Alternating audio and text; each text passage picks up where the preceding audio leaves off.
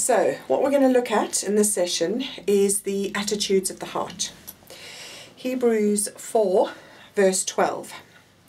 For the word of God is alive and active, sharper than any double-edged sword. It judges the thoughts and attitudes of the heart. On one hand, this is exceptionally good news, because what this means is that if the attitude of our heart is right, we can't get anything wrong.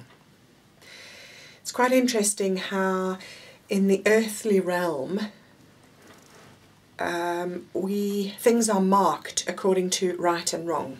So exam papers, the question, you either got the question right or you got the question wrong, and it's as simple as that. Now, the spirit realm doesn't function like that. The spirit realm functions in accordance with obedience and in accordance with the attitudes of your heart. So those are the two things. On the one side, we can be obedient, or we can think we're being obedient, but we're not being obedient, because actually that's not what God has said. But because the attitude of our heart is to be obedient, we get it right. On the other side of the coin, on the outside, it can look like we're getting everything right, but actually we're getting it completely wrong because of the attitude of our heart. So actually, the Lord is not concerned with what happens on the outside. He's not concerned with how it looks in the context of the world, doing things to look right or to please people, or he's so not interested in any of that. He's really only interested in what's happening on the inside. What is your heart saying to you? What are the motivations of your heart that are causing you to do those things? So that's the good news. I want to also, in this session, I want us to look at the trading floors, because these things go hand in hand in the attitudes of the heart. So, what is a trading floor? A trading floor is, it's a place in the spirit realm where we trade. I say it's a place. When you're talking about spiritual things, it can sometimes be a bit tricky, but just go with me in the concept that it's a place. So we can trade godly things and we can trade ungodly things. And in this section, what I'm wanting us to look at specifically is how to guard against trading the ungodly things. Okay, so let's look at one of the trading floors, which is mammon, money. Money is not an issue in itself, but the idolatry of money is the issue. So when we exchange the provision of the Father for the security of money, we are trading on that trading floor. So the attitude of our heart needs to be that the Father is the provider. So let's ground this into absolute practical things. If you are working in the marketplace and there is talk of redundancy, and that shakes your world, it's a good key in establishing where your security is. Your security is in the company that is paying your salary. Take that exact same scenario, and you're actually not looking at the company. The company is no more than a tool that the Father is using to pay your salary. Now suddenly the Father is your provider, and actually if this tool is no longer necessary, that's fine. The Father will bring another one, because it's actually not the company that's paying your salary. It's the Father who's paying your salary through the company. So when we're able to get that shift in our mindset sorted, then we can start to function in alignment with the plans and purposes of heaven, because He's our provider. At that point, we've moved from that trading floor. Okay. One of the other trading floors is Jezebel, or control and manipulation. So every action that we take that involves control or manipulation of another person is trading on that trading floor. If you have a conversation with somebody where the whole purpose of that conversation is to coerce them, or is to change their mind, or is to exert pressure upon them, or control and manipulate them in any way, you are trading on that floor.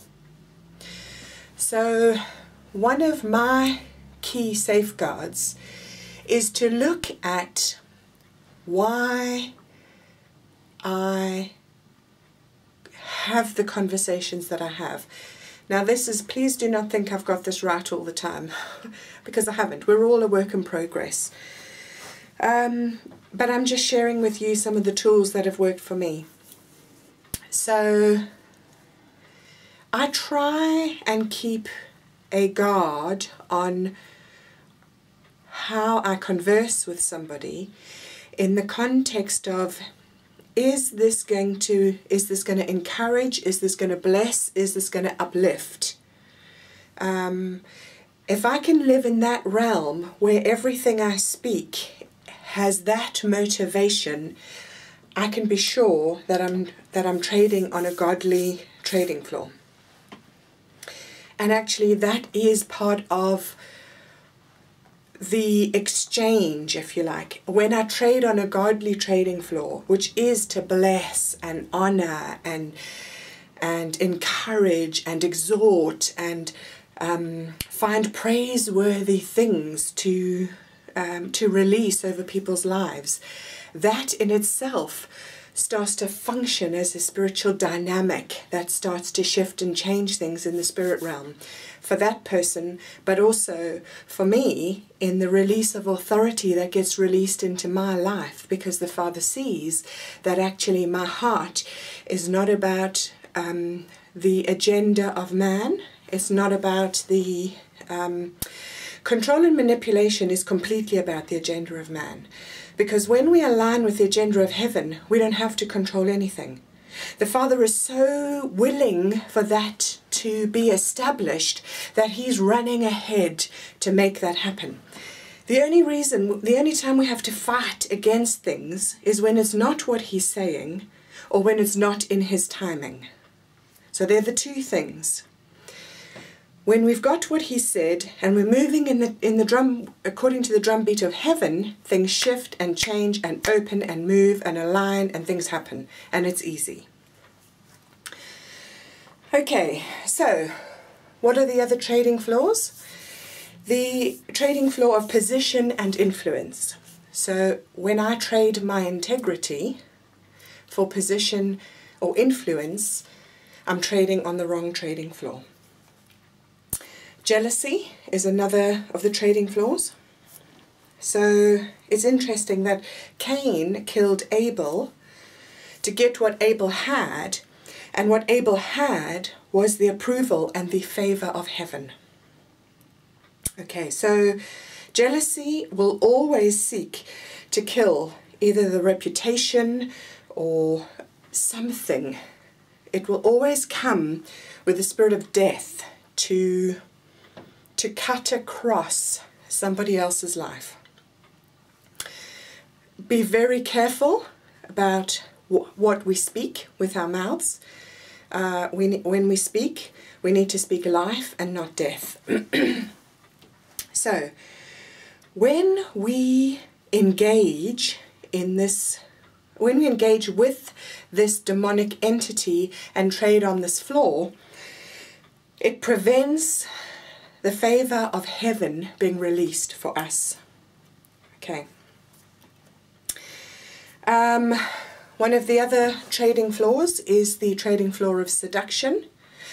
So, where we seduce information or property or anything from somebody, seduce them to give us something that isn't ours, we're trading on that trading floor. Okay? Obviously there's the whole tying into the sexual realm here, so we need to keep holy in order to be able to operate in the spirit realm. There needs to be a cleanness, no sexual sin in our lives. All of that stuff is operating on Delilah's trading floor. So Leviathan, he's another one.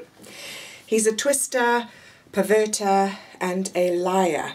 So when we gossip or slander or just slightly change one or two of the facts in our favor, we're trading on that trading floor. Sometimes we trade information. So if I'm giving you a piece of information about somebody in the hope that you're going to give me another piece of information that I'm not in possession of, that's an ungodly trade. So we need to guard our hearts, and we need to guard the attitudes of our hearts, and we need to guard the words of our mouth, so that in everything we say and we do, it aligns with heaven.